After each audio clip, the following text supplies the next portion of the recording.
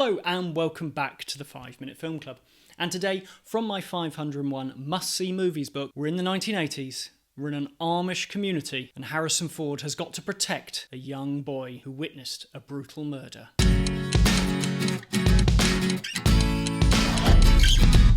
Released in 1985, Witness, directed by Peter Weir, stars Kelly McGillis as recent widow Rachel Lapp, living in her Amish community in Pennsylvania with her young son, Samuel, played by Lucas Hans. After her husband's funeral, the two of them set off for a trip to visit her sister in Baltimore. It is the first time young Samuel will be heading to the big city, and everything around him is interesting and exciting. However, a long stopover in a Philadelphia station has huge consequences as he happens to witness a brutal murder of an undercover police officer in the men's room. Enter Harrison Ford as Detective John Book and his deputy Elton Carter, played by Brent Jennings. Book needs Samuel to give a positive ID of the person he saw kill the police officer, but when he sees a newspaper clipping of narcotics officer James McPhee, played by Danny Glover, Samuel points him out to Book as the murderer. McPhee was responsible a few years ago for busting a black market amphetamines ring, but the goods he seized then have since disappeared. Things turn from bad to worse for Book as he discovers more corrupt officers are involved. A shootout with McPhee leaves him wounded,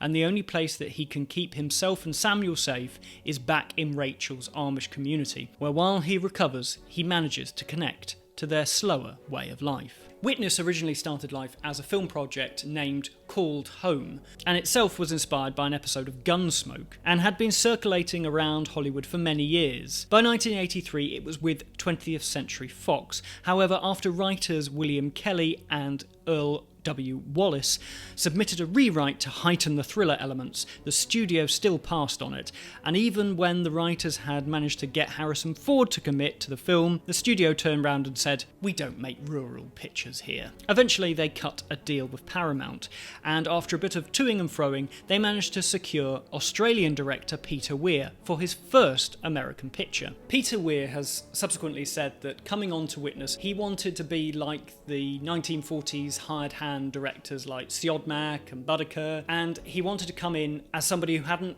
had a connection to the conception of the script. He wanted to look at the page and then create something that was his own from it. Weir is an interesting director for me because when I saw that Witness was on the BBC iPlayer and I thought, it's in the 501 must-see movies book, I'll watch and review that next. And I thought, well, what else have I seen by Peter Weir? I thought, I don't think I've seen anything. And then I knew that Dead Poetry Society and The Truman Show, two films which I have seen multiple times and enjoyed multiple times as well. While I was reviewing the film and researching the film's production, I stumbled across a David Lean lecture that Peter Weir made in about 10 years ago, and a subsequent interview with Mark Kermode, the film critic. I'll put the links for those videos down below. And in that video, it's interesting to hear that Kermode says that he doesn't think Peter Weir has an all-encompassing style like many other directors, to which actually Weir agrees and says that he rather likes to disappear into a project.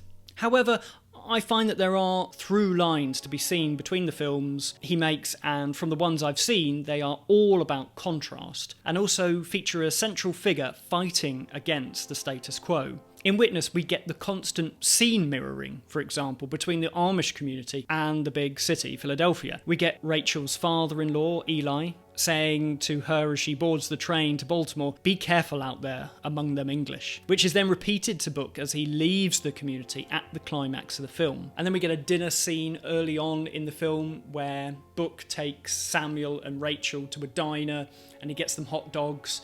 It's bustling, it's noisy, and the hot dogs are taken to the table and Book just puts, mustard on them and starts eating them, and Rachel and Samuel say their prayers. And then that is mirrored later on when Book is living with the Amish community, and we have a dinner scene that is very dark, it's early in the morning, but there is still a sense of bustling and community going on around the table. And yeah, I love that contrast that you get all the way through the film. And actually, the more you watch this film, I've watched this now 3 times for this review, the more you watch it, the more those contrasts really become more obvious. A particular funny contrast for me is at the start of the film, just before Samuel gets onto the train, Daniel, a kind of suitor to Rachel Lapp, gives Samuel this almost rudimentary painted wooden horse. And then later on, once Book is amongst the Amish community living with Rachel, and they've got this relationship bubbling underneath the surface, and you get a scene early in the morning where Samuel's playing with this rather elaborate wooden marble maze machine, and Book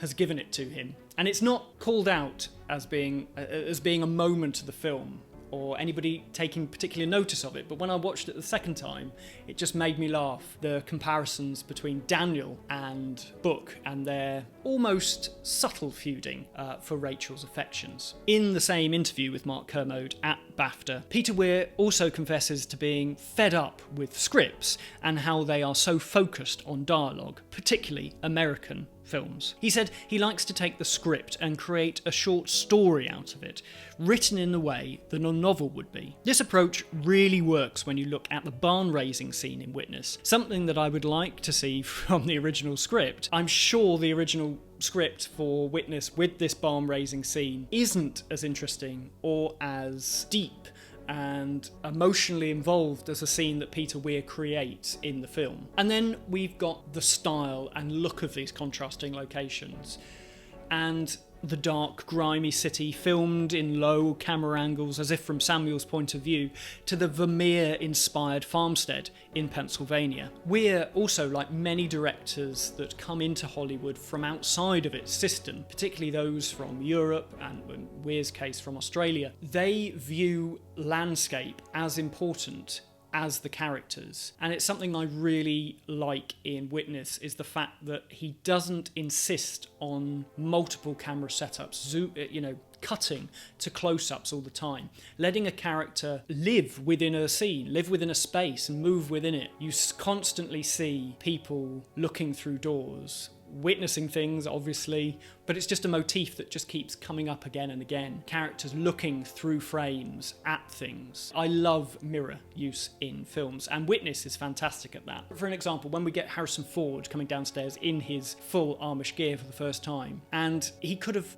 Peter Weir could have easily cut to a close-up of Harrison Ford observing himself in the mirror for the first time, and it's this tiny little mirror in the corner, and the camera doesn't move. Ford just moves his head, and we get that reflection, and we get in the reflection Ford looking directly at us. And that, in films, is something that I absolutely love. Might just be me. If you enjoy looking out for things like that in films, please let me know in the comments down below. Aside from all the aesthetics and mirror work that I really enjoy, the film works as a very tight neo-noir thriller. Plus, Harrison Ford is really committed to his performance, which is always a great thing, as when he's not into a project, he really lets the audience know about it.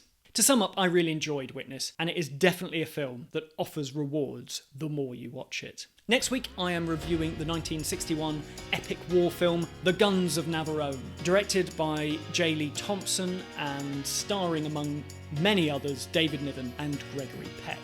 If you've seen that film or want to comment and let me know your thoughts about Witness, please do that in the comments down below. And if you want to see my future reviews of Guns of Navarone, and I will be continuing my Halloween series leading up to Halloween Ends in October, please subscribe to my channel and like my videos. But until then, I'll say thank you very much for watching, and goodbye.